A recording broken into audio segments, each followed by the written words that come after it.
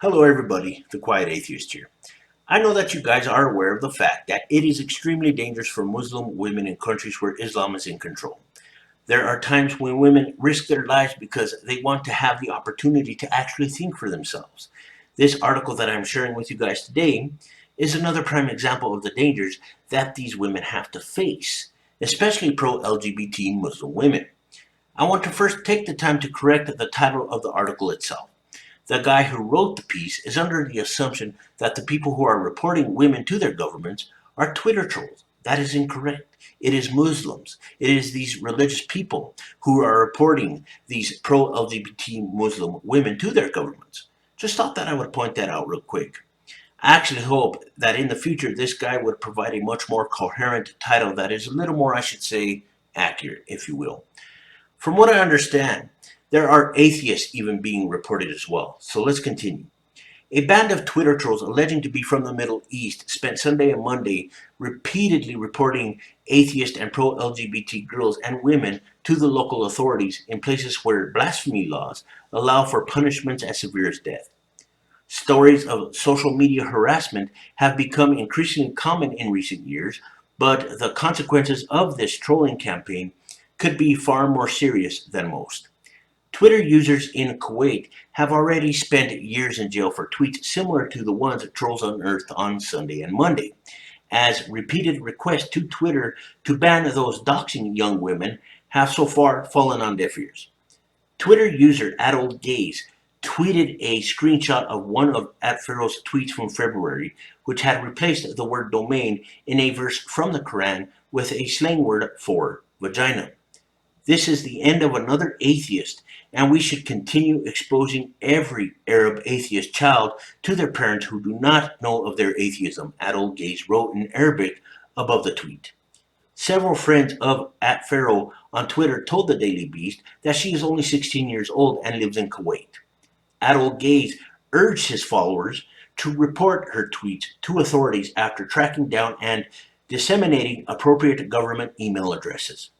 Dubai's verified police account tweeted back to Adult Gaze on Monday morning asking him to kindly send the details about potential blasphemy along to a specific email address.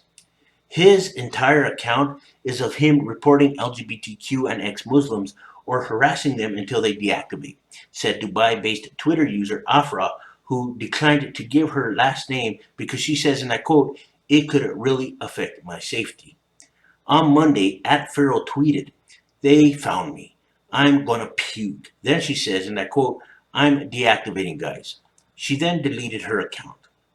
There is a lot more within this article that I want you guys to check out, which is why I'm going to leave it in the description.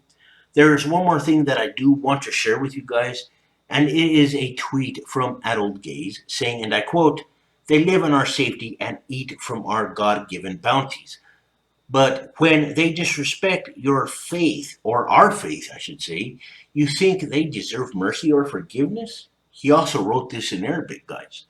I will never understand why these alleged morally superior people feel the need to ruin people's lives like this. They don't even care if they are children. This is how bad they are. People within the Muslim world should not have to live in fear every time that they want to think for themselves or do something different.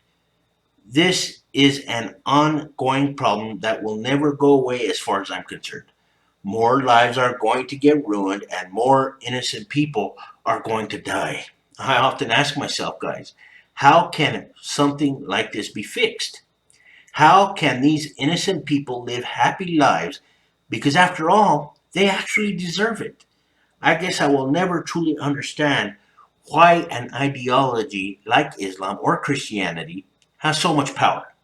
It seems to me that every time someone decides to fight this ideology, they die or they face some other unfortunate circumstance. I personally think that this is disgusting. I think that people need to start working together in regards to spreading awareness. Of course, there are people within the Islamic community that are doing this, and I think that it is great, but I think that there needs to be more. The thing that disturbs me the most is the fact that there are so many people within Islam that have a lot of fear to the point where they are silent. I understand why they are doing it, but I hate it at the same time.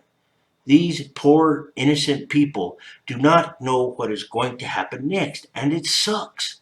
Anyway, guys, let me know what you guys think in the comment section down below. Till next time, be safe, and thank you all for watching.